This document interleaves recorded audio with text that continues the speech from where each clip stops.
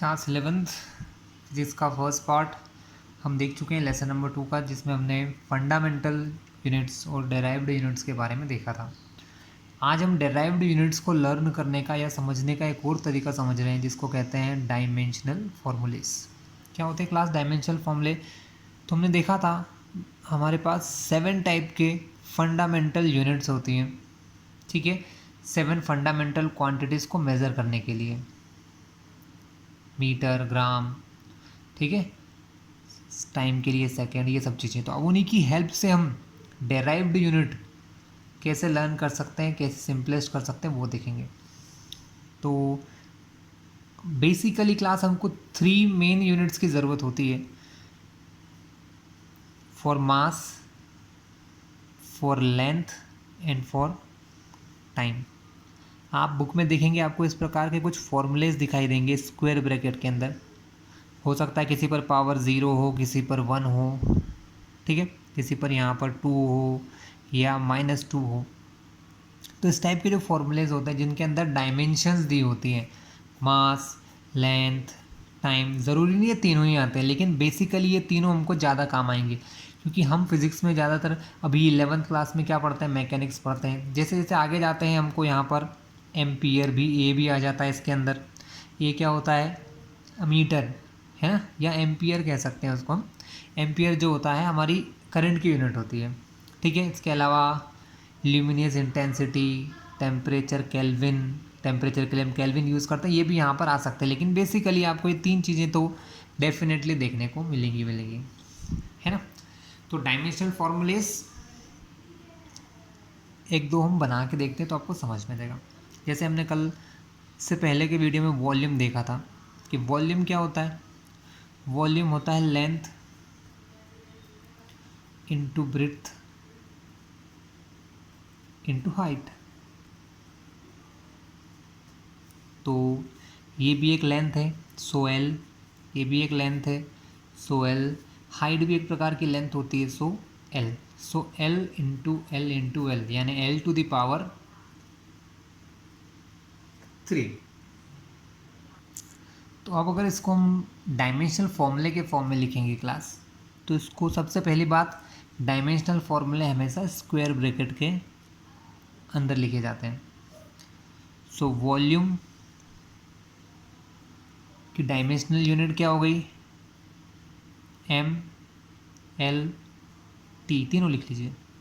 लेकिन जो चीज़ है बस उसी की पावर लगाते हैं। जैसे एल की पावर कितनी दी है, 3, लेंथ की पावर 3 दे दी है, टाइम है यहाँ पर 9 तो 0 पावर, मास का यूज़ हो रहा है 9 सो 0 पावर। सो वॉल्यूम की का डायमेंशनल फॉर्मूला क्या है, वॉल्यूम का डायमेंशनल फॉर्मूला होता है L3m0L0 क्लास। अब इसके हिसाब से इसकी यूनिट को हम कैसे पहचान सकते हैं, तो हम हमको अगर पूछा जाए कि वॉल्यूम की यूनिट क्या होगी, तो आप क्या देखोगे सिर्फ कि ये डिपेंड कर रहा है सिर्फ लेंथ पर। लेंथ की यूनिट होती है मीटर, मीटर की पावर यहाँ क्या लिखी है 3, तो वॉल्यूम की यूनिट हो गई मीटर की। तो बेसिकली जो डायमेंशनल फॉर्मूले हैं वो डेराइव्ड क्वांटिटीज़ की यूनिट्स भी हमें निकालने में हेल्प करते हैं। चलिए कुछ और एग्जांपल के साथ आगे बढ़ते हैं। वॉल्यूम हो गया, वेलोसिटी देखते हैं।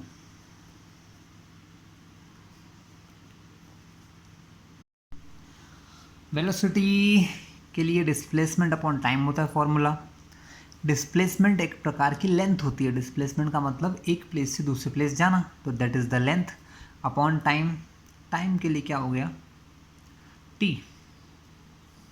अब वो स्टूडेंट्स जो ये नहीं जानते हैं कि जब कोई चीज़ या कोई नंबर अपॉन में होता है, अगर उसको डिनोमिनेटर से न्यूमरेटर में ले जाया जाता ना, तो उसकी जो पावर होती है ना, वो पावर बदल जाती है। कैसे बदलती है, if it is positive it become negative. अगर इसकी पावर यहाँ अपॉन में पॉजिटिव है तो ऊपर जाके नेगेटिव हो जाएगी, और अगर यहाँ अपॉन में नेगेटिव है तो ऊपर जाके पॉजिटिव हो जाएगी। तो यहाँ हम क्या देख रहे हैं कि टी की कोई पावर नहीं है, मतलब टी की पावर 1 है। जब ये टी की पावर ऊपर जाती है तो ये बन जाती है टी टू द पावर -1। तो अगर हम वेलोसिटी के लिए डायमेंशन लिखना चाहें या डायमेंशनल फॉर्मूला बनाएं तो वो क्या बनेगा, इसमें मास नहीं है, so m to the power 0, L and t to the power -1. Taking some more example, कुछ और एग्जाम्पल्स देखते हैं।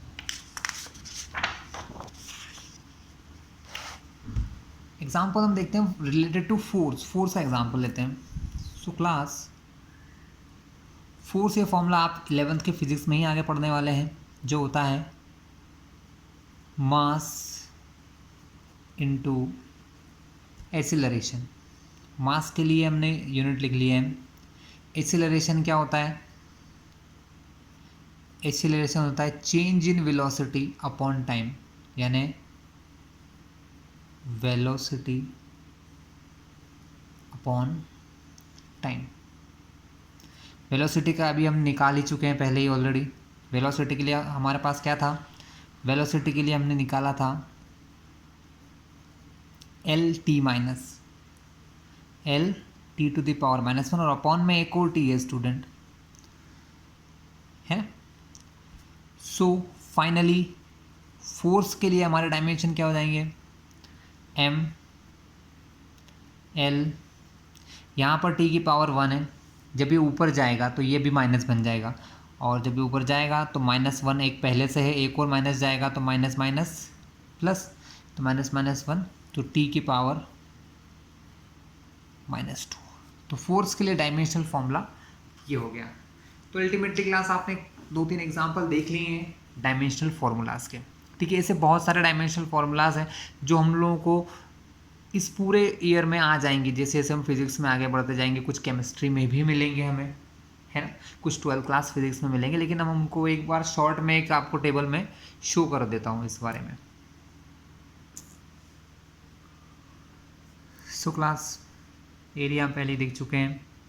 वॉल्यूम, डेंसिटी, डेंसिटी बराबर होता है मास अपॉन वॉल्यूम। तो आप देख सकते हैं मास के लिए m, वॉल्यूम के लिए पहले ही हम निकाल चुके थे L टू द पावर 3। तो ये क्या बन जाएगा? ये L की पावर अपॉन से जब ऊपर जाएगी तो -3 हो जाएगी, तो m L to the power -3 और 0। अब इसकी हेल्प से हम यूनिट भी बना सकते हैं, क्योंकि मास की यूनिट होती है kg और लेंथ के लिए होती है मीटर, तो kg पर मीटर क्यूब हो गया। रिलेटिव डेंसिटी, ये फॉर्मूला आपको आगे मिलने वाला है।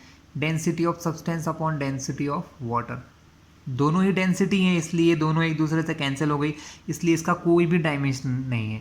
तो m0 L0 T0, it is a dimensional less, इसका कोई डायमेंशन नहीं होती, इसलिए इसकी कोई यूनिट भी नहीं होती। But it is a physical quantity, but फिर भी ये क्या है? एक फिजिकल क्वांटिटी है। तो क्लास इस टाइप के और भी एग्जाम्पल्स हैं, आप अपनी बुक में भी एक बार देखेंगे तो देख पाएंगे, ठीक है। और जैसे जैसे हम पढ़ेंगे, जैसे वर्क है, हम इसी क्लास 11th का टॉपिक है हमारा, एनर्जी है, पावर है, प्रेशर, स्ट्रेस, स्ट्रेन, ये सब हम लोग क्लास 11th में धीरे धीरे आगे स्टडी करते जाएंगे क्लास, ठीक है। तो यहाँ हम इस टेबल को नहीं देखेंगे, बस हमने समझ लिया है कि डायमेंशनल फॉर्मूला क्या होता है। अब हम इसके यूजेज और इक्वेशंस देखेंगे। क्लास एप्लीकेशन और uses of dimensional formula. Dimensional formula के यूजेस क्या हैं? तो पहला यूज होता है checking the correction of equation. कोई इक्वेशन है फिजिक्स में या और भी किसी जगह पर, उस इक्वेशन के करेक्शन के लिए इसका यूज़ कर सकते हैं कि वो इक्वेशन सही है या नहीं है। तो यहाँ पर एक प्रिंसिपल यूज़ होता है जिसको होमोजेनिटी प्रिंसिपल कह सकते हैं, कि अगर कोई इक्वेशन है, ठीक है, पहले मैं इक्वेशन लिखता हूँ तो आप समझ पाएंगे। जैसे s is equals to ut plus half AT square,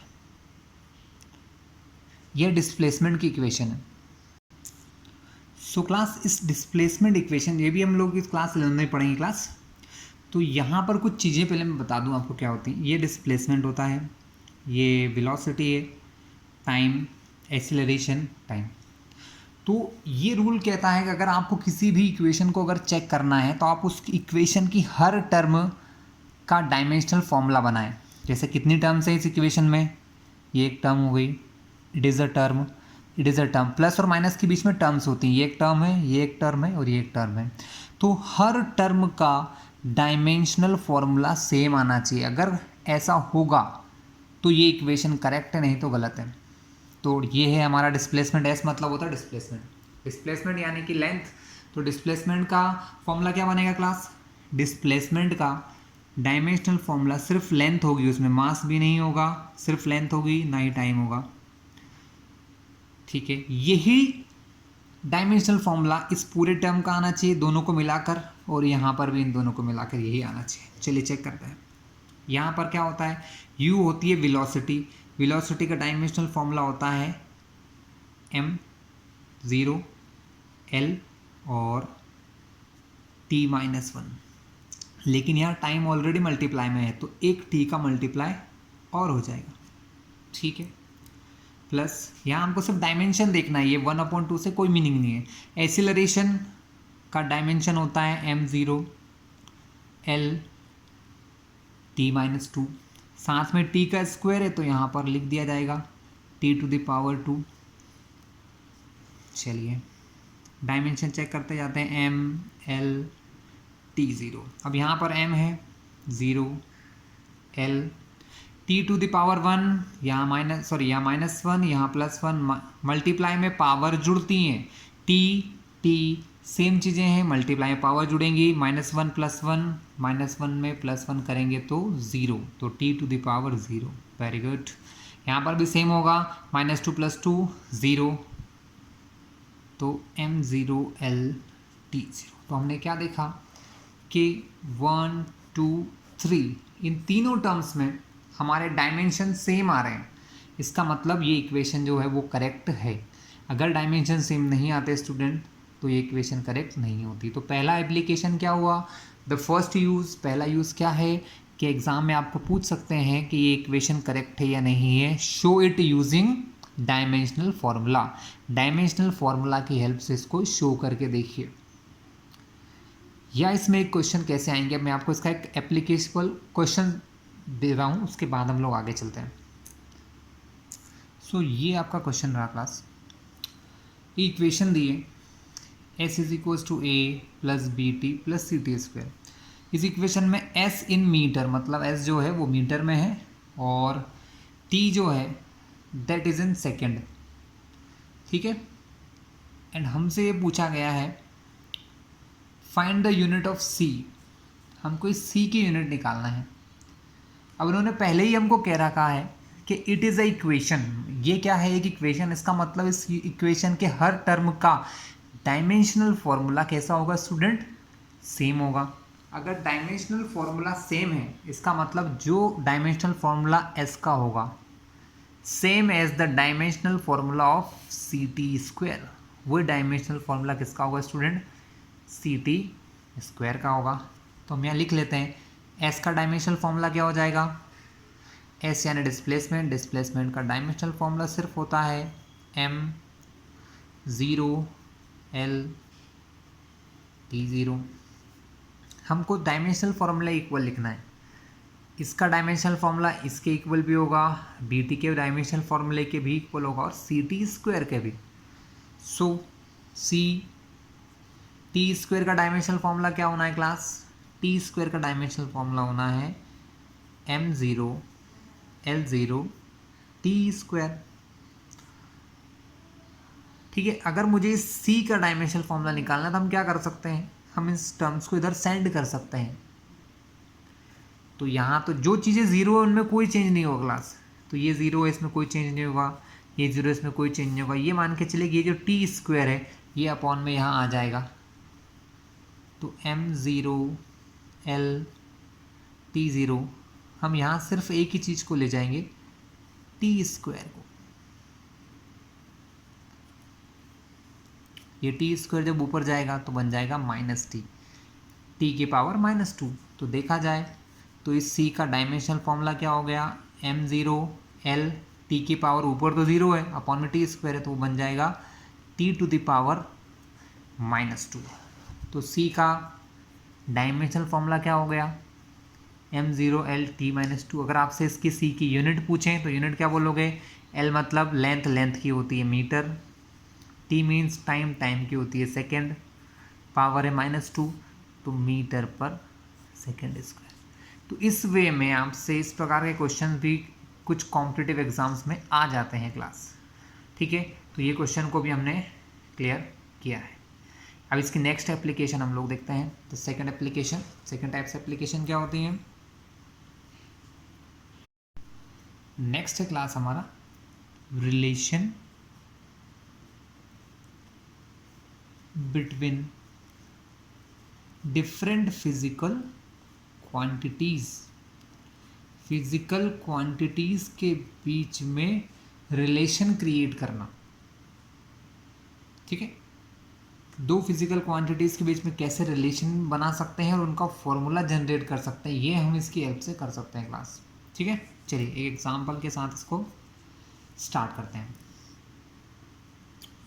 अभी ये 11th क्लास में आप जैसे जाएंगे, आप एक पेंडुलम नामक चीज़ को पढ़ेंगे। पेंडुलम क्या होता है क्लास, जो एक पॉइंट पर ऐसे पाइवोटेड होता है ना, थ्रेड के थ्रू या किसी भी रोप के थ्रू, इस टाइप से।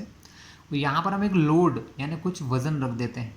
जब हम इसको, इसकी ये जो स्टिल या मीन पोजीशन होते हैं, जब इससे ऐसे धक्का दे के अगर हटा दें तो ये इस प्रकार से क्या करता है, ऑसिलेशंस करता है दोनों डायरेक्शंस में। ठीक है, ये इस तरह से ऑसिलेशंस करने लगता है। तो इससे जुड़ा हुआ एक क्वेश्चन हम लेते हैं। तो वो रिलेशन ये है कि इसका जो टाइम पीरियड होता है एक राउंड ये से चक्कर लगाने का, कि मीन से यहाँ जाना, यहाँ से यहाँ आके फिर यहाँ जाके फिर अपनी पोजीशन पे, इसको कहते हैं वन कंप्लीट ऑसिलेशन या वन राउंड। इस कंप्लीट राउंड को करने में जिसको जो टाइम लगता है उसको कहते हैं हम टाइम पीरियड। तो हमें ये पता है कि जो टाइम पीरियड होता है इसके ऑसिलेशंस का, वो इसकी इफेक्टिव लेंथ पे डिपेंड करता है। किस पे डिपेंड करता है, इफेक्टिव लेंथ पर। इफेक्टिव लेंथ क्या है क्लास, जैसे आप यहाँ पर देखेंगे, यहाँ जाएगा तो ये हमको लगेगा ऐसा कि ये इसकी इफेक्टिव लेंथ है, जबकि ये इफेक्टिव लेंथ नहीं है। इफेक्टिव लेंथ देखी जाए तो बस यहाँ से नॉर्मली देखा जाएगा। तो इफेक्टिव लेंथ ये होती है, अगर वो इस पोजीशन पर है तब उसकी वो कहाँ टच कर रहा है, यहाँ पर, तो इसकी इफेक्टिव लेंथ इतनी हो गई है। तो इफेक्टिव लेंथ पर टाइम पीरियड डिपेंड करता है। ठीक है, तो हम यहाँ पर एक फॉर्मूला बना लेते हैं कि जो टाइम पीरियड है वो प्रोपोर्शनल है इफेक्टिव लेंथ के। तो इस पर दो चीज़ का इफेक्ट हो रहा है क्लास, किन चीज़ों का, एक तो इसकी लेंथ का तो हो ही रहा है, लेकिन लेंथ के साथ इस पर जो वेट लगता है इसकी वजह से उसका भी इफेक्ट है, मतलब ग्रेविटी का भी इफेक्ट है। इसलिए टाइम पीरियड को मैं प्रोपोर्शनल लिखूंगा L इंटू जी के, जहाँ पर जी एक कांस्टेंट होता है जिसको एक्सीलरेशन ड्यू टू ग्रेविटी कहते हैं। ठीक, इन दोनों चीज़ों पर ये डिपेंड करता है। लेकिन हमें ये नहीं पता है कि ये एल की कितनी पावर पर डिपेंड करता है। हमने क्या करा, यहाँ पावर इसकी एज्यूम कर ली ए, and here we assume the power.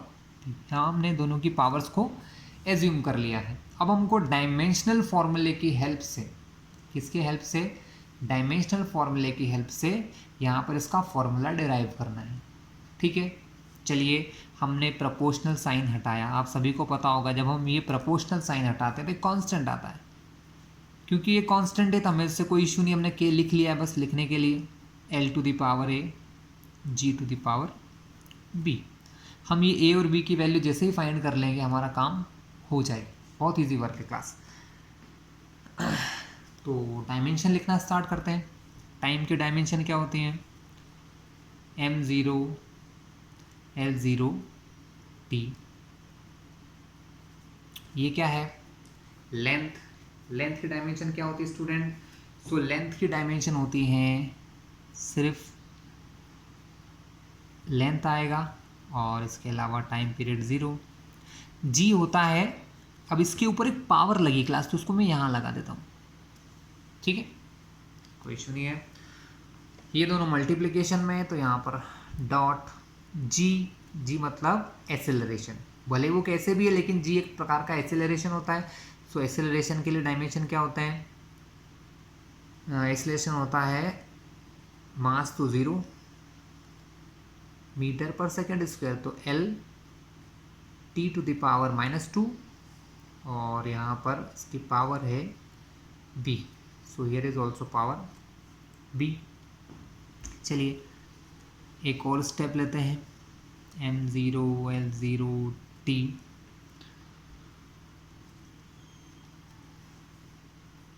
Case हमें कोई इशू नहीं है, लिख दिया तो नहीं लिखा तो भी कोई इशू नहीं।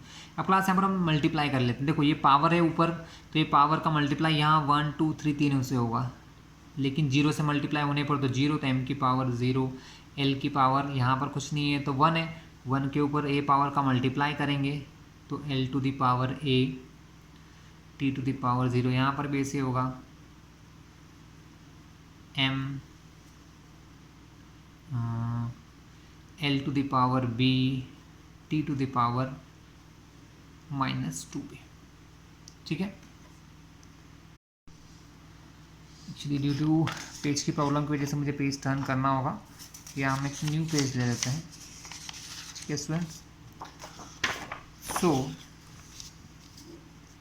नाउ अब हम दोनों साइड की पावर का मल्टीप्लाई कर रहे थे, तो यहाँ हमारे पास था m0 l0 t। यहाँ अगर हम मल्टीप्लाई करते हैं दोनों के डायमेंशंस का, ठीक है, तो m तो ज़ीरो ही रहेगा, क्या रहेगा क्लास, m रहेगा ज़ीरो, l हो जाएगा a plus B and t हो जाएगा -2b। कैसे हुआ मैं आपको एक बार फिर से दिखा देता हूँ। हमने यहाँ मल्टीप्लिकेशन किए हैं, यहाँ पर m to the power zero, m to the power यहाँ पर भी ज़ीरो है, सेम रहेगा, l की power a, l to the power b, multiply में पावर प्लस होती हैं, सो a प्लस b, यहाँ पर ज़ीरो है तो t की पावर -2b हो जाएगा सेकेंड केस में। अब हमको इन दोनों को कंपेयर करना है, यहाँ पर m0 है, m0 है कोई इशू नहीं, यहाँ पर l to the power zero, यहाँ l to the power a plus b, तो यहाँ पर बन जाएगी equation a plus b equals to zero, and यहाँ पर है t टू द पावर 1 और यहाँ है t to the power 2b, तो जो है -2b पावर है ये इक्वल होगा 1 के, क्योंकि जब ये दोनों इक्वल हैं तो इनकी पावर्स भी इक्वल होंगी। तो यहाँ से b की वैल्यू हमें क्या मिल रही है स्टूडेंट, तो यहाँ से b की वैल्यू हमको मिल रही है 1 ये जो मल्टीप्लाई में -2 है, ये मल्टीप्लाई से डिवाइड में जाएंगे तो भी -1/2 ही रहेंगे। तो b की जो वैल्यू है वो है, ये माइनस यहाँ लगाएं चाहे यहाँ लगाएं सेम होता है, तो -1/2 is the value of b। अगर b की वैल्यू मैं यहाँ रखता हूँ तो देखिए a b की जगह मैंने रख दिया -1/2 इक्वल्स टू ज़ीरो, ये माइनस अगर इस तरफ जाएगा तो माइनस से बन जाएगा प्लस, तो a की वैल्यू हो जाएगी 1/2।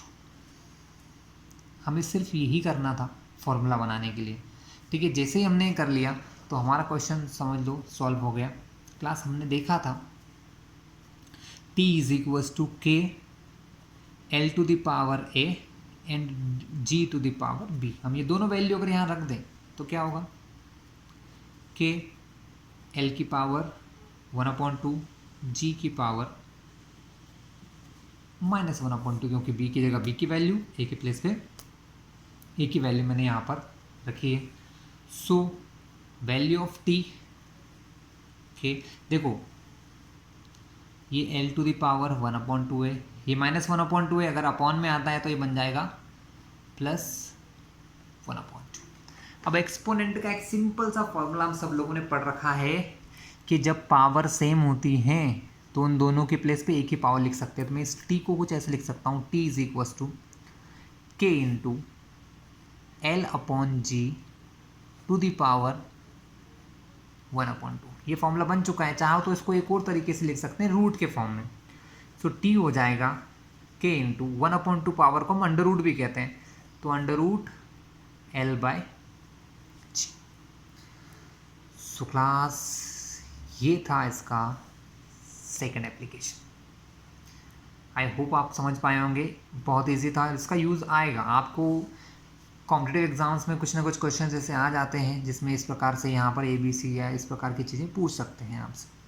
चलिए इसका थर्ड और लास्ट एप्लीकेशन देखते हैं हम लोग, जो है conversion of unit. Conversion of units. Students हम बहुत बार देखते हैं change 18 kilometre per hour to metre पर सेकेंड, इसको इस यूनिट को इस यूनिट में चेंज कीजिए। तो आप देख रहे हैं इसका आंसर क्या आएगा। जो भी आंसर आए, यहाँ पर दो प्रकार के आंसर होंगे, दोनों तरफ यूनिट होंगी, साथ में दो अलग अलग कोफिशिएंट यानी या कह लो न्यूमेरिकल वैल्यू होंगी। तो यहाँ पर कुछ न्यूमेरिकल वैल्यू होगी और यहाँ पर कुछ न कुछ न्यूमेरिकल वैल्यू होना ही है। ठीक है, तो इस कैसे हम लोग किसी एक यूनिट को दूसरी यूनिट में कन्वर्ट कर सकते हैं, ये अब आपको हम बताते हैं ध्यान से। इससे पहले ये समझते हैं कि अगर मैं आपसे पूछूं, जैसे मीटर हमारी यूनिट है, तो 1 मीटर, और अगर इधर लिखा जाए 1000 मीटर, तो यहाँ पर के आएगा 1 kilometre is equals to 1000 metre. आप क्या देख रहे हैं यहाँ पर, here is the two different units, मतलब यूनिट तो वही है, कन्वर्स हो चुके हैं। तो यहाँ पर दो डिफरेंट मैग्नीट्यूड है। यहाँ पर मान लो कि ये n1 मैग्नीट्यूड है ना, कोई न्यूमेरिकल वैल्यू है, इसको मैं n2 मान लेता हूँ। ये दोनों यूनिट किस चीज़ की हैं, दोनों की डायमेंशन की बात की जाए तो दोनों की डायमेंशन लेंथ ही होगी। तो ये भी लेंथ होगा और ये भी लेंथ होगा, लेकिन शायद कुछ पावर में डिफरेंस हो सकता है। मान लो इसकी पावर में कुछ a मान लो, इसकी पावर में कुछ b मान सकता हूँ। तो यहाँ पर हमको एक अजम्पशंस करके चलना होता है कि जो यूनिट्स होती हैं, यूनिट से काम नहीं चलता, डायमेंशन है वो तो सेम रहेंगी लेंथ के साथ। ठीक है, एक एग्जाम्पल के साथ देखते हैं, बहुत आसानी से आप लोग समझ जाएंगे कि कैसे इसका यूज़ किया जाता है। आपने g की वैल्यू सुनी होगी, g is the gravitational acceleration, जिसकी वैल्यू होती है 9.8 मीटर पर सेकेंड स्क्वायर। अब यहाँ पर इसमें मीटर पर सेकेंड स्क्वायर है, अगर हमको बोला जाए कि मीटर को कन्वर्ट कर दो किलोमीटर में और इस सेकेंड को कन्वर्ट कर दो मिनट में, तब इसकी वैल्यू क्या होगी, ये हमको फाइंड करना है। ठीक है, तो हम क्या करते हैं, हमने ये देखा 9.8